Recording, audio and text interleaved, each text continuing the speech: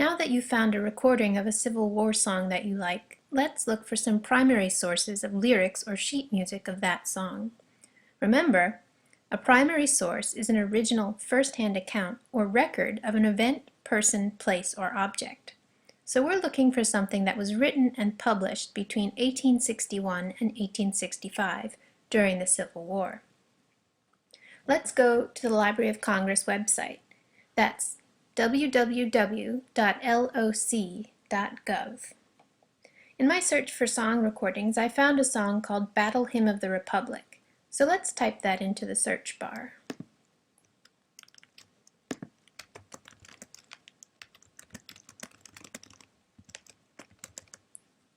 Now, before we click Go, let's take a look at the possible formats we might find. This will help us narrow our search and get us closer to what we want. We want sheet music, which I suppose could be found in a book, but let's keep looking. We've got films, videos, legislation, manuscripts, mixed materials, maps, notated music, newspapers, periodicals, personal narratives, that's possible, photos, prints, drawings, software, e-resources, archived websites, web pages, and 3D objects. It looks like notated music is going to be our best bet, so let's select that and click Go.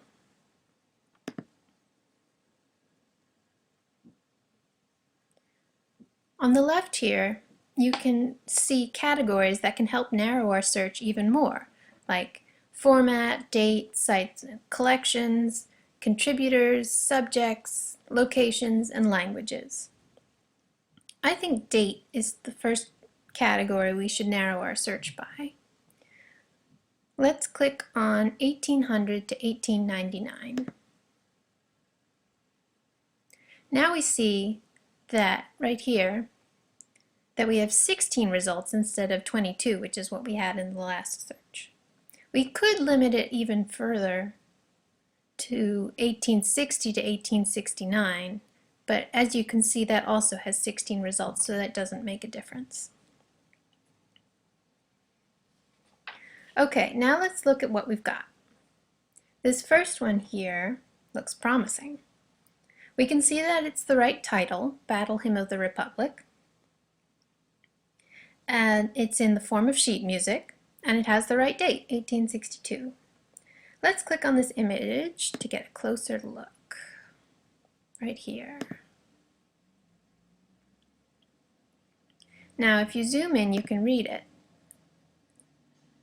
It says, Battle Hymn of the Republic, adapted to the favorite melody of Glory Hallelujah, written by Mrs. Dr. S.G. Howe for the Atlantic Monthly, which was a magazine back then, and actually still is a magazine these days.